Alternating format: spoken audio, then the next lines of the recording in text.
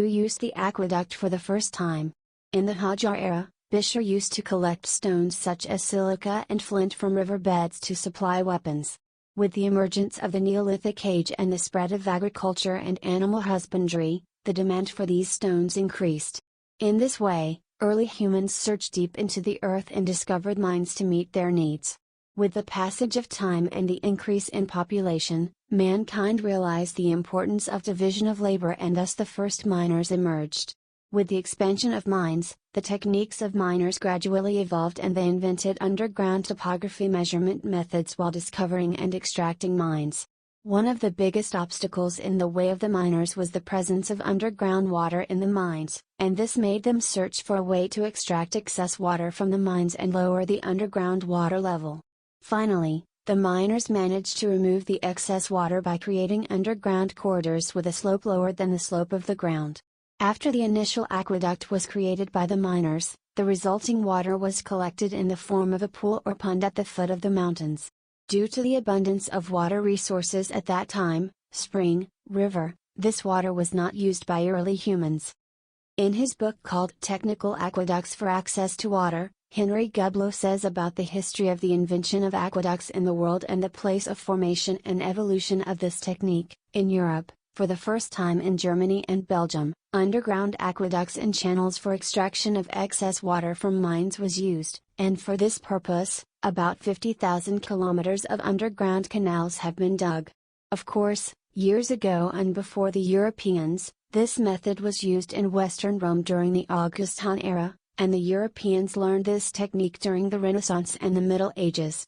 The route of digging the aqueduct goes back to centuries before the August era, that is, in the late 3rd and early 2nd millennium BC. That is, when the Iranians faced the problem of excess water in the mines to extract the copper mines located in the foothills of the Zagros, the Iranians removed the disturbing water in the mines by digging underground corridors, and later immigrants from Iran brought this technique to Rome. They took the west.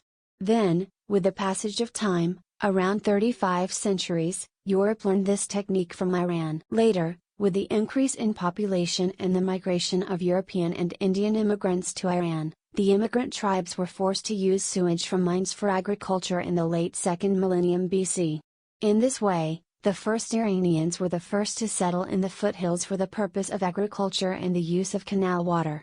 With the passage of time and the spread of agriculture, the farmers gradually established a peaceful relationship with the miners and asked them to dig more canals for them. In this way, the miners changed their jobs and became water miners.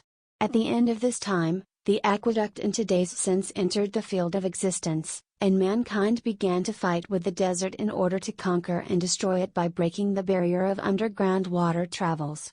And in this way, the aqueduct was created as a search and escape in a few places of the Iranian plateau, and it passed in this way for about 5 centuries.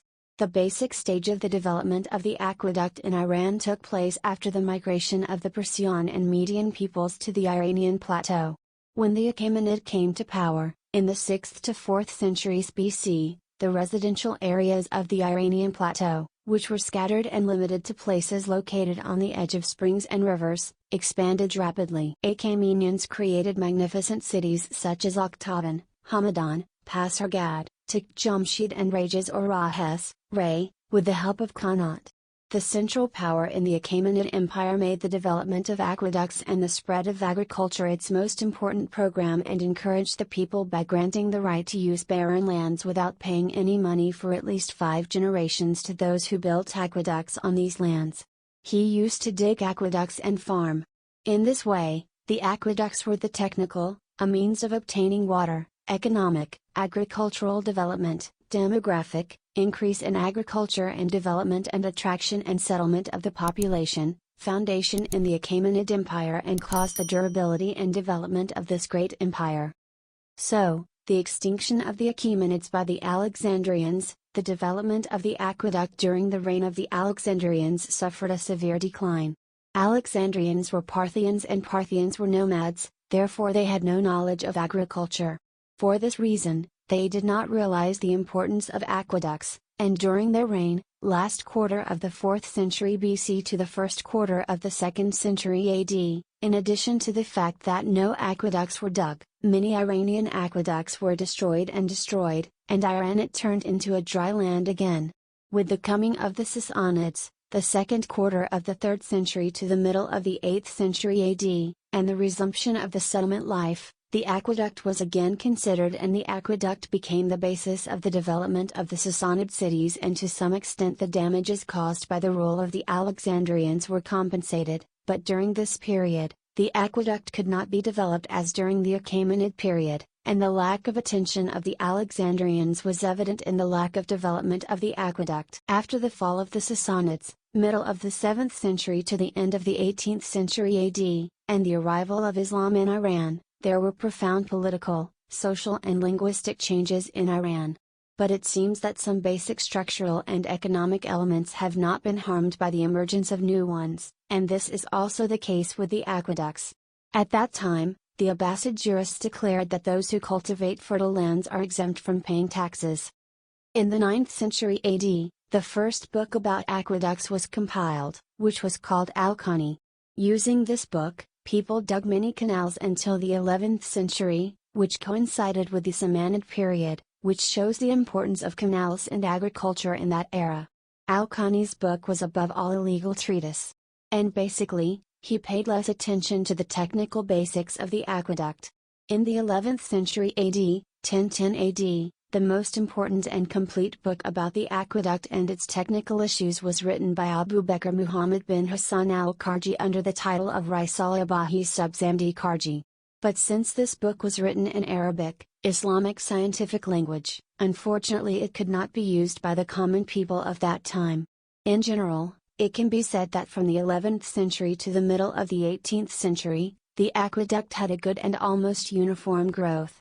Of course, parallel to the times and periods of war or peace, the destruction or restoration of aqueducts has been done successively. At the beginning of the 18th century, which was associated with the extinction of the Safavid dynasty and the conquest of Iran by the Afghans, due to the chaos and disorder existing at that time, the status of the aqueduct faced a severe decline. The repair and restoration of the canals was closed, and because of that, most of the gardens and agriculture were destroyed. At the beginning of the 19th century, with the rise of the Qajar dynasty by Aga Muhammad Khan Qajar, fundamental changes were made in relation to the revival and reconstruction of canals. One of the first measures that facilitated this revival was the selection of Tehran as the new capital of Iran. At that time, Tehran had a population of 10,000 people, while Hamadan with 50,000 people and Isfahan with 200,000 people were the largest cities in Iran. It is obvious that only the aqueducts were able to compensate for the inadequacy of the small Tachal stream and meet the needs of the new city of Tehran. Due to the very favorable conditions of Tehran, the sedimentary lands of the Paleos era with a gentle slope, containing aquifers and underground reservoirs of excellent quality, grew under a cover of sediments of the era, so that the water supply of the new canals was equal to 2,000 liters per second. Of course, the expansion of the aqueduct was not limited to Tehran, but with the division of the country between high officials and princes, numerous aqueducts were dug in their residences. In addition, the government, by encouraging the people, exempted those who had the financial ability to dig aqueducts and improved barren lands with aqueducts from paying taxes and recognized their ownership rights. At the end, with the Pahlavi regime taking office and considering the tendencies of this regime to modernize the country's equipment, including in the field of water, the country turned to new techniques and used the policy of building dams to supply water and energy to cities. But soon some geographical requirements proved that the advantages of old techniques cannot be ignored.